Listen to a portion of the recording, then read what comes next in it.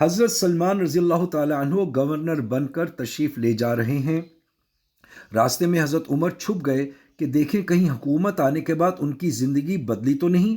حضرت محمد صلی اللہ علیہ وسلم والے طریقے کو چھوڑ کر دشمنوں کے طریقے کو تو نہیں اپنایا۔ چنانچہ دیکھا تو حضرت سلمان سب کے چلے جانے کے بعد گدھے پر اس طرح بیٹھے کہ دونوں پاؤں ایک طرف نکلے ہوئے ہیں اور گوشت کی ہڈی نکال کر کھا رہے ہیں۔ حضرت عمر رضی اللہ تعالیٰ عنہ کی یہ کوشش تھی کہ میرے گورنر اپنا مال اپنے اوپر لگا کر تعیش کی زندگی نہ گزاریں، بلکہ قرآن کریم میں جو اس کے مواضع ہیں ان میں مال صرف کریں۔ جب حضرت سلمان واپس آئے تو حضرت عمر راستے میں دیکھنے کے لیے چھپ گئے تو دیکھا کہ اس جگہ اسی حالت میں ہڈی نکال کر چوس رہے ہیں۔ تو حضرت عمر نکل کر حضرت سلمان رضی اللہ تعالیٰ عنہ سے چمٹ گئے اور کہا یہ میرے بھائی ہیں، اور بہت خوش ہوئے۔ حضرت عمر نے پہلی مرتبہ میں مدینے میں پکا مکان دیکھا تو مسجد میں ٹہلتے ہوئے فرمایا کہ اس امت میں بھی فرعون پیدا ہوئے ہیں۔ فرعون نے کہا تھا یا حامان ابن لی سرحن۔ حضور صلی اللہ علیہ وسلم کے زمانے میں ایک صاحب نے پکا مکان بنایا تھا۔ وہ صاحب جب مجلس میں آئے تو آپ صلی اللہ علیہ وسلم نے منہ پھیر لیا۔ اس پر انہوں نے تحقیق کی، جب ان کو حالات سے آگاہی ہوئی تو اس مکان کو گرا دیا، مگر حضور صلی اللہ علیہ وسلم کو اطلاع نہیں دی۔ دوسری مرتبہ جب آپ صلی اللہ علیہ وسلم وہاں گئے تب معلوم ہوا تو آپ صلی اللہ علیہ وسلم نے یہ نہیں فرمایا کہ تم نے اسراف کیوں کیا اور نہ تعریف کی۔ آپ صلی اللہ علیہ وسلم کو اس پر ناراضگی تھی کہ تمہارا ذوق ہم سے کیوں بدل گیا۔ آپ صلی اللہ علیہ وسلم کا ارشاد ہے کہ ہر بنا وبال ہے مگر جس سے چارہ نہ ہو۔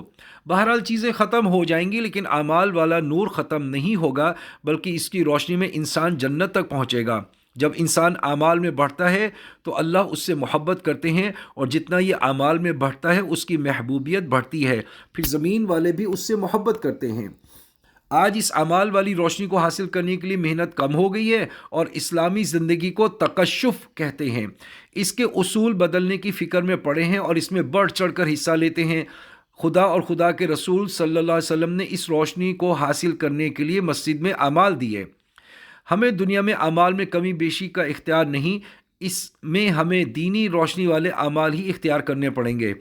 انسان میں ایک تو انسان کی روح ہے اور ایک اس کا برتن یعنی جسم۔ اگر روح نکل جائے تو انسان سڑنے لگتا ہے، اندھا بہرا بن جاتا ہے، وغیرہ وغیرہ۔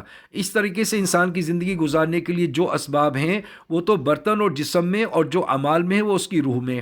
اگر ہمارے نقش اعمال کی روح سے خالی ہو گئے تو ان اسباب سے پریشانیاں آئیں گی، اور اگر دکان میں اعمال محمدی صلی اللہ علیہ وسلم کی روح نہ ہوگی تو یہ پریشانی لائے گی۔ آپ صلی اللہ علیہ وسلم کی بتائی ہوئی 24 گھنٹے کی زندگی پر آ جاؤ اور پوری کامیابی حاصل کر لو، اور اس اندر کی روشنی اور نور کو حاصل کرنے کے لیے سب کوشش کرو۔ اللہ نور السماوات والارض والا نور حاصل کرو، اور اس نور کو حاصل کرنے کے لیے مسجد والے اعمال اختیار کرو، اور ان پر اللہ نے جو کچھ دینے کا وعدہ فرمایا ہے اس کے ملنے کا یقین ہو کہ اللہ ہمیں ان اعمال پر ہی کامیابی دیں گے، نہ کہ چیزوں پر۔ بہرحال ہم کامیابی حاصل کرنے کے لیے اعمال پر محنت کریں، اور اس میں بنیادی اعمال مسجد والے اعمال ہیں، اور ان اعمال میں روح اللہ کے دھیان سے آئے گی۔ یہ دھیان رہے گا کہ اس عورت کو دیکھوں گا تو اللہ ناراض ہوگا، اور یہ دھیان نہ رہا تو دیکھتے دیکھتے چھونے میں اور پھر زنا میں مبتلا ہو جائے گا، اور حرام غذا کو دیکھ کر یہ خیال آ جائے کہ میں حرام کا لقمہ کھاؤں گا تو اللہ پاک 40 دن تک نماز قبول نہیں فرمائیں گے۔